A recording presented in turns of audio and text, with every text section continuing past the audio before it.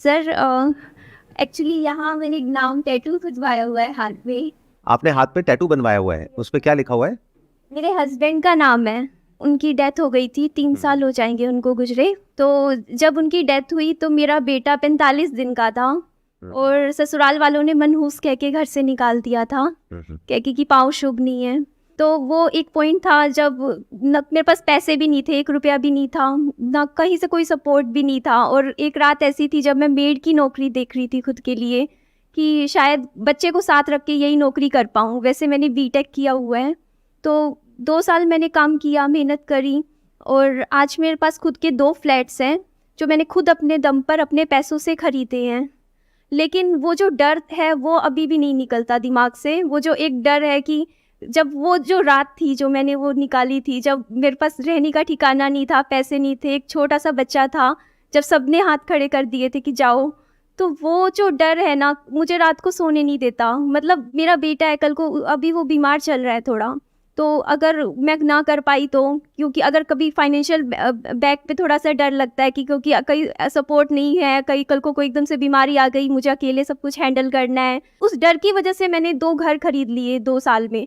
सिर्फ ये डर था मेरे मन में कि मुझे घर से बोल दिया था कि जाओ, यहाँ नहीं रहना। तो वो जो डर अंदर से है ना वो अभी भी नहीं जाता। मन में दिमाग में बार बार ना ऐसा होता है कि नहीं इस साल एक और घर खरीदना है, इस साल एक और प्लॉट लेना है, नहीं कुछ करना है। तो वो चीज़ मुझे शांत बैठने नहीं देती है और मन में ही रहता है कि 24 घंटे को ना 48 घंटे बनाना है, मतलब कुछ करना है। आपका ये जो डर है ना, इसको ब्रेक डाउन करते हैं। Yes sir. क्या ये डर आपका इमेजिनरी है या रियलिटी पे बेस्ड है? रियलिटी पर बेस से रियलिटी क्या है? जो मेरी करंट सिचुएशन रही है, जो मैंने चीज़ें पास्ट एक्सपीरियंस नहीं, वो तो पास्ट में थी, बट आज तो आप कह रहे हैं कि आपकी सिचुएशन अच्छी है, तभी आपने 2 घर खरीदे ना। Yes sir. आप अभी भी अकेले ही अपने बच्चे का टेक केयर कर रहे हैं? Yes sir. You are independently handling everything? Yes sir. तो देखो, डर 2 तरीके का होता है, एक होता है इमेजिनरी, एक होता है रियलिटी पे बेस्ड। तो आपका डर एक स्टैंड पॉइंट से इमेजिनरी है, यानी कि पास्ट में ऐसा हुआ, अब दोबारा से ऐसा हो गया तो क्या होगा। तो दोबारा से ऐसा नहीं हो सकता प्रैक्टिकली, क्योंकि ये जो आपके 2 घर हैं वो आपके अपने नाम पे है। तो आपके नाम पे जो घर है उससे आपको कोई बाहर नहीं निकाल सकता, दैट इज वन।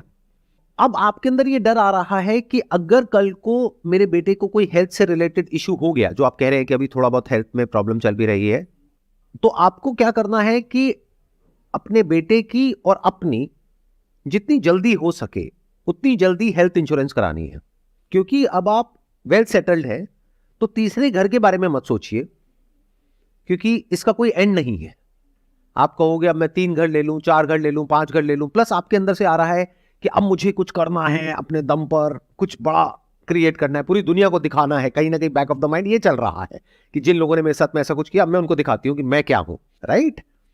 तो अगर मैं आपकी जगह होऊंगा, मैं क्या करूंगा, सबसे पहले तो अपनी और अपने बेटे की हेल्थ इंश्योरेंस कराऊंगा, अच्छे अमाउंट की, छोटे मोटे अमाउंट की नहीं, ताकि ये डर जड़ से खत्म हो जाए। डर क्या है कि आज मान लो आपके 2 घर हैं, वो भी आई एम अज्यूमिंग कि हो सकता है आपने शायद लोन पे भी लिया हो। ये आपका जो फियर है ये कोई इमेजिनरी नहीं है, ये रियल है।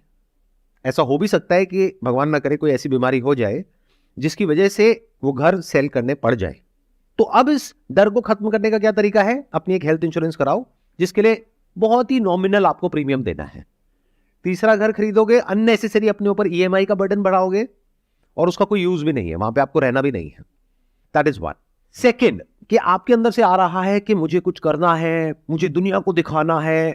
तो आप ऑलरेडी बहुत कुछ कर चुके हो, क्योंकि आप बता रहे हो कि एक ऐसी स्टेज थी आपकी लाइफ में जब आपने बीटेक किया था और आप मेड की नौकरी करने के बारे में सोच रहे थे। आज आपने अपने पैसों से अपने बेस पर 2 घर खरीद लिए हैं। तो क्या ये छोटी चीज है? ये बहुत बड़ी बात है।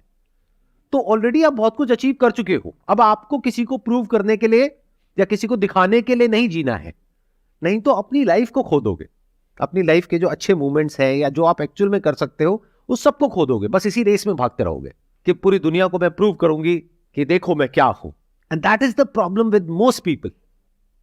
किसी को प्रूव करने के लिए अपनी जिंदगी को मत जियो। ये ऐसा है कि अपनी जिंदगी, जो कि बहुत बड़ी एक चीज हमको मिली है, उसको हमने बहुत छोटा कर दिया है। ऐसे लोग जो हमारी केयर भी नहीं करते, उनको हम कुछ प्रूव करना चाहते हैं। अरे उनको छोड़ दो, वो पास थे, उनको छोड़ दो, उनको भूल जाओ, आगे बढ़ो लाइफ में। बहुत कुछ है जो आप कर सकते हो, उसको देखो कि आप क्या कर सकते हो। Not for money, not for third house, but for creating a better world for you and for your son. तो हो सकता है आपकी जो पूरी की पूरी अप्रोच है वो ही बदल जाएगी, तब आपके सोचने का तरीका बिल्कुल बदल जाएगा. I hope that answers your question. Yes sir. Sir एक मैं जो विडो के लिए जो स्टिग्मा बनाया हुआ है उसके बारे में अगर आप थोड़ा बोलें तो अच्छा लगेगा. ऐसी सिर्फ एक मेंटालिटी नहीं है, कास्ट सिस्टम को लेकर के है, Yes, sir. विडोज को लेकर के है, डिवोर्स को लेकर के है, सर. ऐसे बहुत सारे इश्यूज हैं जिसको लेकर के अभी भी लोगों की जो सोच है वो बहुत ही कंजर्वेटिव है. कंजर्वेटिव है. तो मेरे कहने से या किसी के कहने से या किसी के करने से तो वो बदलने वाले हैं नहीं. ऐसे जो लोग होते हैं जिनकी इस तरह की सोच होती है, उनका जो माइंड होता है ना वो बंद होता है पूरी तरीके से. उनको ना तो किसी की बात समझ आती है, बस जो पुराना जो चला आ रहा है बस वही समझ आता है और वो वहीं घूमते रहते हैं. वो बिल्कुल ऐसा है कि एक पेड़ है जो बिल्कुल ही रिजिड हुआ पड़ा है, तो वक्त के साथ साथ ऐसे जो पेड़ होंगे वो सब कट जाएंगे. किसी को भी ऐसे माँ बाप नहीं चाहिए जिनकी सोच बहुत ही कंजर्वेटिव हो, या ऐसे रिलेटिव्स नहीं चाहिए, ऐसे लोग नहीं चाहिए. तो जब यंग जनरेशन को ऐसे लोग चाहिए ही नहीं तो लोगों का होगा क्या, सोचो. तो वो लोग इसलिए नहीं बदलेंगे क्योंकि उसमें आपका फायदा है, वो इसलिए बदलेंगे या उनको इसलिए बदलना पड़ेगा क्योंकि उसमें उनका फायदा है. आज की डेट में भी बड़े बड़े शहरों में, मैं गांव की तो बात ही नहीं कर रहा, कि जब पता लगता है, वैसे तो इलीगल है कि आप पता नहीं कर सकते अल्ट्रासाउंड में कि लड़का है लड़की है, लेकिन आज भी ये हो रहा है कि जहां पे पता किया जाता है कि पेट में लड़का है लड़की है तो गिरा दो. Yes sir.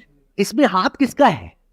क्या सिर्फ उन लोगों का है, सिर्फ मेल्स का है, या फीमेल्स का भी है? फीमेल्स का. कि जो लड़के की माँ है तो एक फीमेल आ गई, यस सर.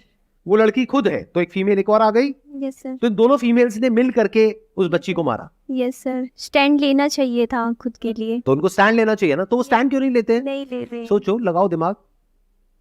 फीमेल नहीं चाहती है, कई फीमेल्स होती हैं जो नहीं गिराना चाहती, जो स्टैंड लेना चाहते हैं, बट कहीं ना कहीं वो जो एक डर, एक जो सोसाइटी, जो फैमिली, जो हस्बैंड, वो हमेशा उसे क्या करता है, डोमिनेट करता है. तुम नहीं करोगी तो मैं ये कर दूंगा, तुम ये नहीं करोगी तो मैं ये कर दूंगा. फीमेल्स को, मुझे आज भी, मैं यही क्वेश्चन अभी पुट ऑन करने वाली थी कि फीमेल्स को आज भी कहीं ना कहीं इतना डोमिनेट कर दिया जाता है कि तुम कुछ नहीं हो. सर्कमस्टेंसेस ऐसी बना दी जाती है उसके सामने, तब उसे ये करना पड़ता है. This is not a valid point. ये बिल्कुल ऐसा है कि मैं अगर आपके लिए एक ऐसे सर्कमस्टेंसेस बना दूं कि आपको मर्डर करना पड़ेगा, अगर आप नहीं करोगे तो आपको इस घर से निकाल देंगे, कर दोगे मर्डर? आज की डेट में जो लॉज हैं इंडिया में वो इतने स्ट्रांग हो गए हैं जिसकी कोई हद नहीं है विमेन के स्टैंड पॉइंट से. तो बहुत सारी विमेन इसका मिसयूज भी कर रही हैं कि अगर एक आदमी ने कुछ गलत नहीं भी किया है, लेकिन अगर विमेन चाहे तो उसकी और उसकी पूरी फैमिली की धज्जियां उड़ा सकती है एक सेकंड के अंदर अंदर. लीगली इतना स्ट्रांग है जो लॉ है. कितने मेरी इस बात से एग्री कर रहे हैं? सब एग्री कर रहे हैं. अब वो टाइम गया कि आप अपनी बीवी को मारते रहोगे, पीटते रहोगे और वो चुपचाप बैठी बैठी ये बोलती रहेगी कि नहीं ये तो मेरे पति हैं, परमेश्वर है, मैं इनके चरणों की दासी हूं. मेरे को नहीं लगता कि वो टाइम है, बल्कि इसका उल्टा भी हो सकता है. अब जो पावर डायनामिक्स है जो पहले वन साइडेड थी, अब वो वन साइडेड नहीं है. विमेन के पास में पावर कम नहीं है, बहुत पावर है. बल्कि ये भी कहना गलत नहीं होगा, मेन से ज्यादा पावर है. अगर कोई आदमी चला जाए कि मेरे साथ में कुछ गलत हो रहा है घर में, मेरी बीवी मुझे मार रही है, तो जैसे आप अभी हंस रहे हो ऐसे पुलिस वाले हंसेंगे, चल भाग यहां से. और अगर एक विमेन चली जाए वहां पर तो सीधा उसको पकड़ के लाएंगे और उठा करके फैमिली समेत और लॉकअप में डालेंगे, फिर बात करेंगे, बता बेटा क्या हुआ है.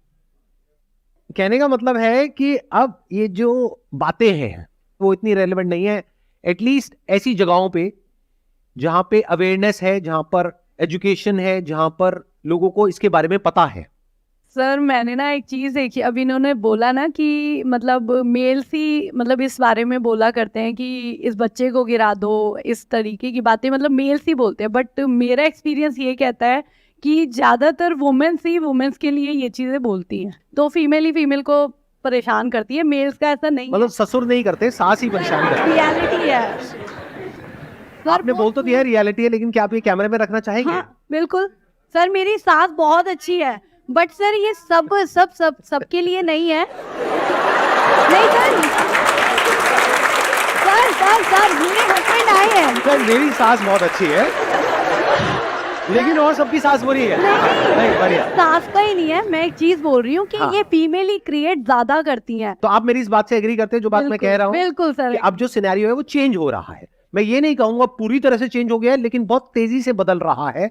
और वो लोग जो नहीं बदलेंगे वक्त के साथ साथ में, जो आपका क्वेश्चन था कि लोग ऐसे हैं वैसे हैं, मैं कह रहा हूं वो